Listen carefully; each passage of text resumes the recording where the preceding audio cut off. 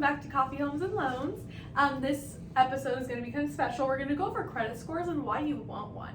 So Carolina, our first topic we're going to go over is low credit utilization, and what it's saying is it should be under 30% always, but 0 to 10 is better. So let's go into the details of that. Yeah, that's a great question. So the reason that you would want a good credit score is because you are going to get a better opportunity to get a better interest rates when you get a mortgage. Your car insurance is most likely going to be a little bit lower because they look at your credit history. And if you're renting a place, your landlord is going to run your credit. And if you have a great credit score, a great on-time payment history, you're going to go to the top of the list of the person that could get a house, apartment, or whatever the property is. So when we're talking about credit utilization, if we take it one step back, is how are the credit bureaus, Experian, Equifax, and TransUnion, how are they breaking down how to give you a good credit score? So I'm looking at my notes because I wrote it down here. So they look at 30% is the amount of debt, and that comes down to the credit utilization. Okay. So from your credit history and your credit report, 30% is a third of what the credit bureaus are looking at. So you want to make sure that if you have a credit line that is $1,000, you are only using $300 on an ongoing basis when the monthly payment is due. So keep it at 30%. That is a good rule of thumb, and if you can do that, that would be great. But when you're able to keep the amount owed on the credit card at 0 to 10% is better. It gives you like extra points on that credit score. So if you use your credit card ongoing for all your purchases, like a Costco credit card is the one that my husband loves to use to get his points and his cash back at the end of the year.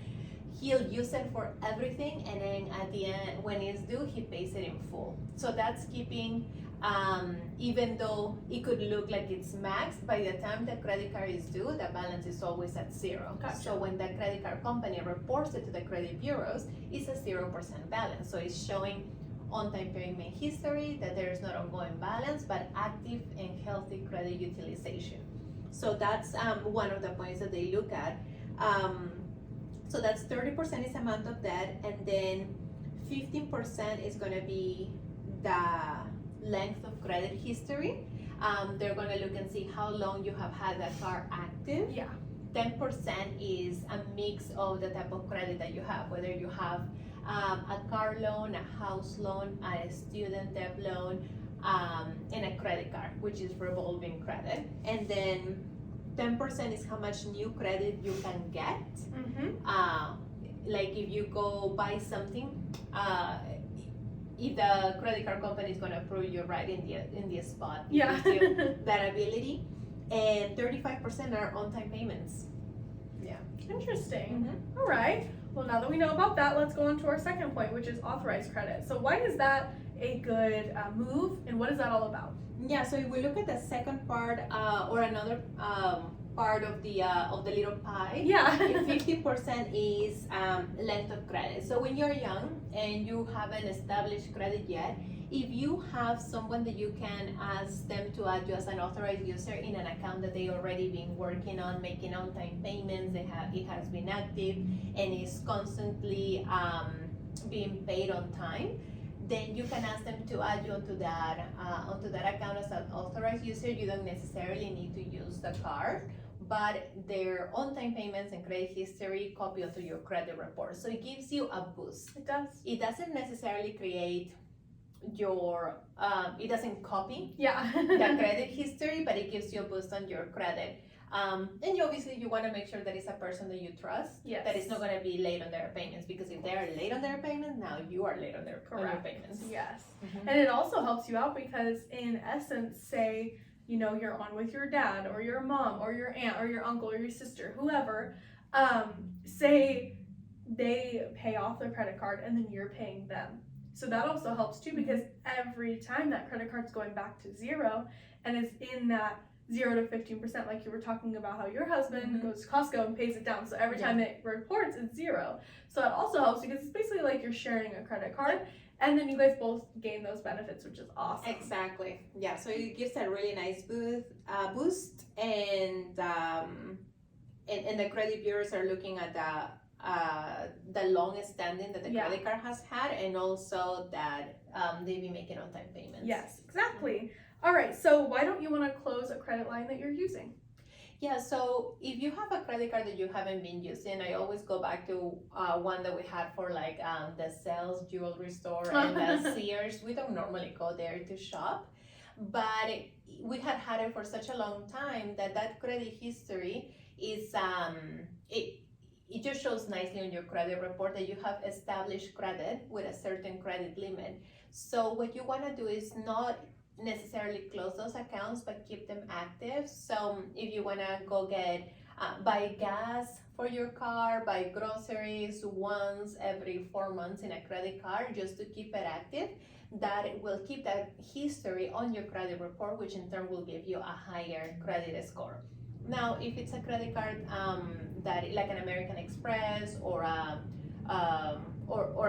credit card that has a special membership that you have to pay every year, you don't necessarily want to keep paying that if you're not using the card. Yeah. So you can ask them to downgrade you to the free version. And again, just use it whenever you go get something here now and then, just keep it active so you can keep that history in your credit. Gotcha, rather than closing it and losing all of that. Exactly, because you lose it the moment you Yeah, close and it. why not get benefits from what you've already done? Yep. You already spent all that money at sales and Yeah. so you might as well benefit. Right. All right, so on-time payments. How can on-time payments benefit or late payments reflect badly? Yeah, so the pie, again, 35%, the biggest part of the pie is on-time payments, making sure that you are a responsible on-time payer. So making on-time payments is the most important thing because it's gonna show the credit bureaus that you can pay your bills on time.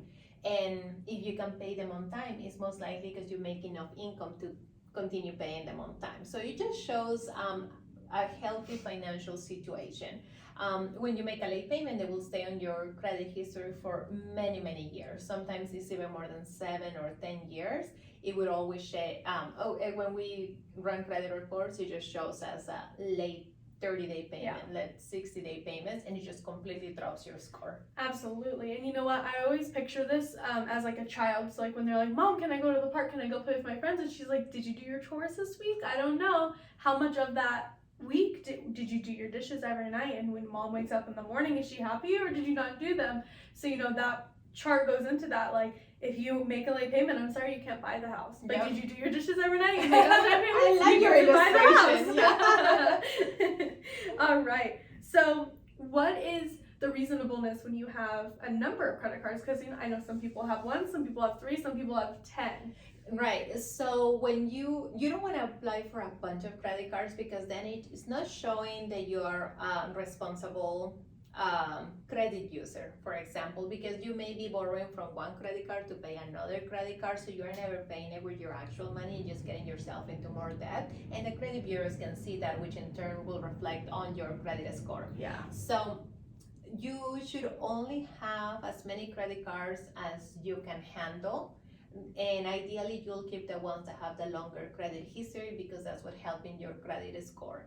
And a credit card is money you don't have. Yeah. Right? So you don't want to start living out of credit cards and then not know how to pay them, get a really big balance. It all drops your credit score.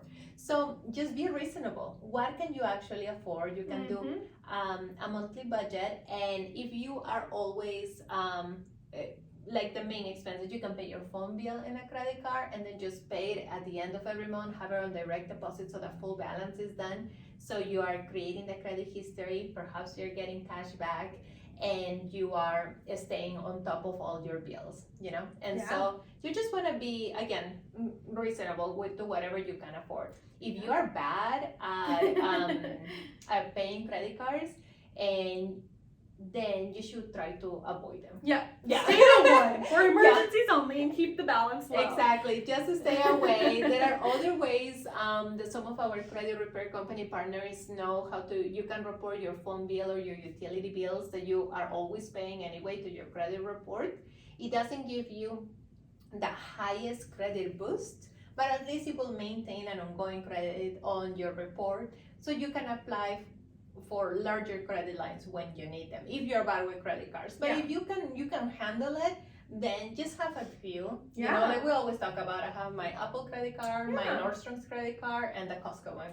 But essentially, that's the only places that you're spending money. So when you Mhm. know you have the money, you just don't use your debit card. You use the credit card. You pay it off at the end Yep. of the month, and then essentially you're using your own money. You're getting cash back on all of those things, Mhm. and you're giving yourself a little discount and a break, and Yeah. you get to watch your credit rise, which is super exhilarating. Yeah, I love the American Express credit card because of all the rewards that you get. Like we right now have like $200 worth of Cheesecake Oh, Factory, man. so we'll be going. We're going there soon. tonight.